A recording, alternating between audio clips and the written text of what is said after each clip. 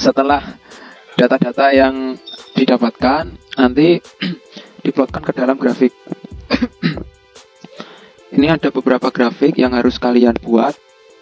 Nah, ini untuk grafik yang ideal itu yang seperti ini. Misalkan ini persen film, itu yang bentuknya seharusnya yang ideal itu semakin bertambah kadar aspal maka semakin menurun. Terus ini stabilitas grafiknya, pertama naik dulu habis itu nurun. Terus VMA grafiknya seperti ini. Flow, untuk grafik flow semakin bertambah kadar aspal maka grafiknya semakin naik. Jadi untuk grafik-grafik yang ideal seharusnya bisa seperti ini. Tapi ada juga grafik yang tidak sesuai dengan teori karena mungkin kesalahan dalam mencatat atau kurangnya teliti saat pengujian. Cara membuatnya, yang pertama, misalkan ini untuk grafik hubungan antara kadar aspal dalam persen dan stabilitas. Untuk spek bisa dilihat dari Bina Marga 2018 tadi. Untuk spek di sini sudah tertulis 800, lebih besar dari 800. Jadi dibuat garis di sini lebih besar dari 800. Untuk yang dimasukkan ke dalam grafik sumbu X dan sumbu Y, kita klik. Terus ini yang sumbu X-nya yaitu kadar aspal, untuk yang stabilitasnya sumbu Y yaitu kita masukkan yang data didapat dari tabel yang sebelumnya. Terus dimasukkan, dikasih garis trendline. Habis itu dilihat. Untuk spesifikasi stabilitas itu kan minimal 800. Kita buat garis di sini. Karena ini semua hasil data dari pengujian itu di atas 800, artinya dari 3% sampai dengan 8% untuk stabilitas bisa memenuhi spesifikasi. Itu untuk analisa yang grafik stabilitas. Nanti ini dibuat aja garisnya. Kalian buat sendiri sesuai dengan spesifikasi campuran yang kalian dapatkan. Selanjutnya yaitu grafik hubungan antara kadar aspal dengan film. Pertama kalian masukkan dulu datanya, kadar aspal dan film. Nah, ini film kan ada yang negatif ini. Ini salah. Jadi tidak ada yang negatif, nanti dicek lagi datanya. Untuk cara masukkan tinggal dimasukkan dan sumbu X dan sumbu Y. Habis itu dikasih trendline, dikasih garis di tengah seperti yang saya tampilkan di sini. Setelah itu kita masukkan garis spesifikasinya. Ini kan spesifikasi dari 4 sampai dengan 6. Kita buat garis dari 4 sampai dengan 6. Tinggal dirubah aja.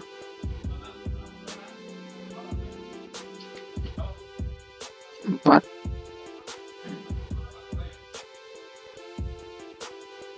Cek dulu.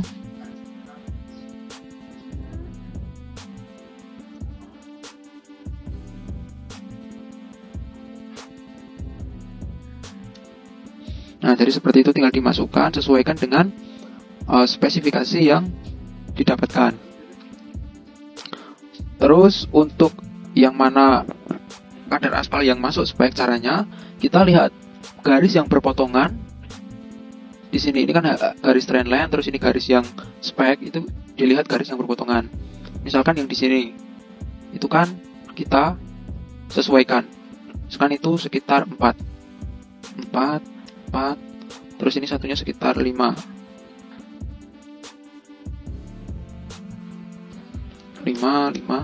Nah, jadi untuk grafik hubungan antara kadar aspal dengan film yang masuk spesifikasi yaitu kadar aspal antara 4 sampai 5%. Jadi seperti itu.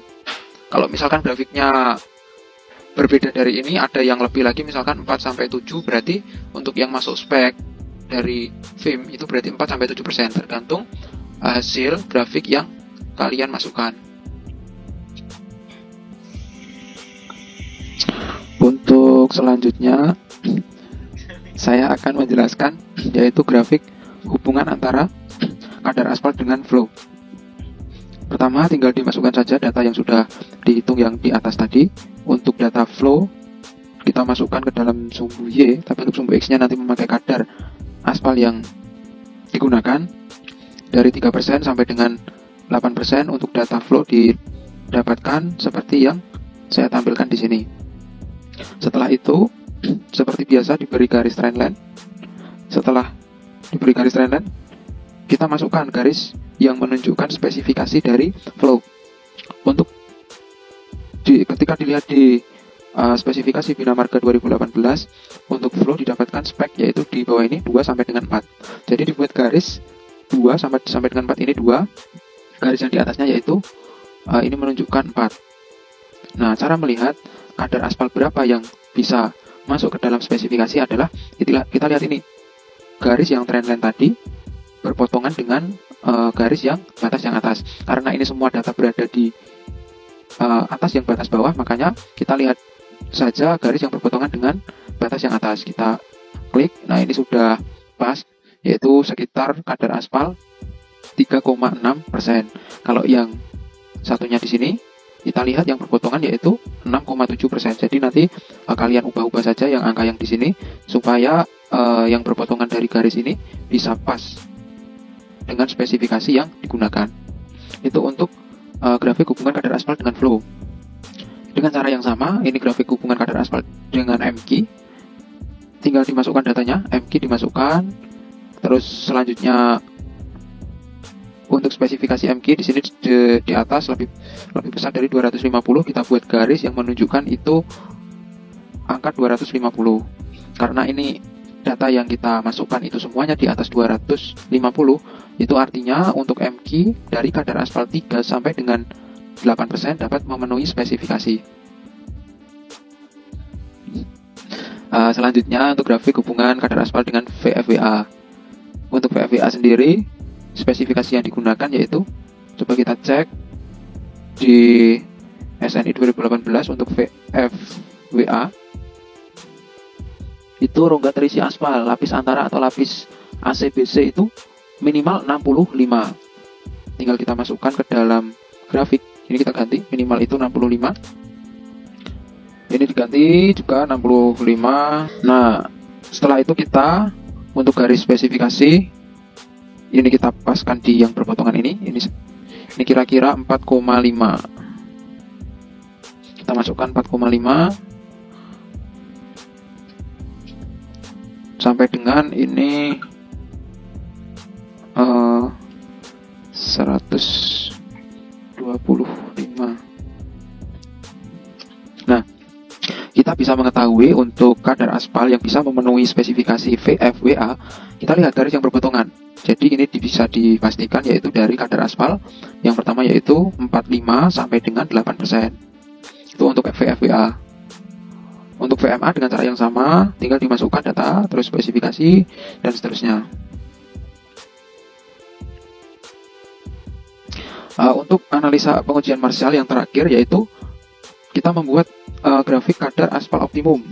Sebelumnya kan sudah saya jelaskan bagaimana mencari kadar aspal yang masuk spek ke dalam VIM, ke dalam VFWA, ke dalam VMA. Jika sudah diketahui, maka grafik tersebut kita masukkan ke dalam grafik kadar aspal optimum. Misalkan di sini contoh untuk ini berwarna biru tua untuk stabilitas. Di sini tertera untuk kadar aspal yang bisa masuk stabilitas yaitu 3% sampai dengan 8%. Jadi ini tergantung data yang kalian dapatkan. Misalkan untuk stabilitas yang masuk kadar aspal itu 4 sampai dengan 7, ya ditulis 4 sampai dengan 7. Kalian buat garis di grafiknya tersebut. Untuk flow di sini juga tertulis dari 3% sampai dengan 8%. Kita cek apakah flow 3 sampai 8. Nah, ini kan sebenarnya kalau data yang dari atas tadi kan yang masuk spek untuk flow itu sebenarnya ditulis 3,6 sampai dengan 6,7. Jadi nanti untuk kadar aspal optimum untuk yang flow dimasukkan seperti yang di atasnya. Bisa kalian ganti sendiri nanti. Ini jadi 3,6 sampai 6,7 tadi. Untuk VFWA juga sama caranya. Dilihat berapa kadar aspal yang masuk spek. Untuk VIM juga sama. Nah, dari ke-6 tabel tadi, dari ke-6 grafik tadi, kita masukkan semuanya ke dalam KAO atau kadar aspal optimum. Setelah kita masukkan, kita dapat garis-garis ini. Setelah itu kita lihat, kita buat 3 garis lagi, yaitu yang pertama dari yang paling kiri. Yang paling kiri yang dapat memenuhi semua properties pengujian Marshall tadi. yang paling kiri yang bisa memenuhi 1, 2, 3, 4, 5 garis ini. Kita buat garis yang berwarna biru. Setelah itu kita buat garis lagi yang bisa memenuhi semua properties spesifikasi pengujian Marshall. Ini garis yang berwarna pink atau merah jambu ini. Kita buat garis. Nah, ini kan ada 2 garis. Sebelumnya nanti ada 2 garis. Setelah itu terakhir kita buat 1 garis lagi. Nah, itu di antara yang biru dan yang berwarna merah jambu ini. Jadi untuk kadar aspal optimum itu didapatkan garis yang tengah ini. Jadi ini untuk kalau yang seperti contoh ini, hasil dari kadar aspal optimum itu 5,4%. Artinya kadar aspal terbaik untuk campuran di sini tadi ACBC agar bisa memenuhi semua spesifikasi pada pengujian Marshall, nanti digunakan kadar aspal optimum itu 5,4%. Ya, mungkin cukup itu yang dapat saya jelaskan. Semoga bisa dipahami dengan baik. Mohon maaf bila banyak kekurangan masih belum bisa dipahami. Cukup sekian. Assalamualaikum warahmatullahi wabarakatuh.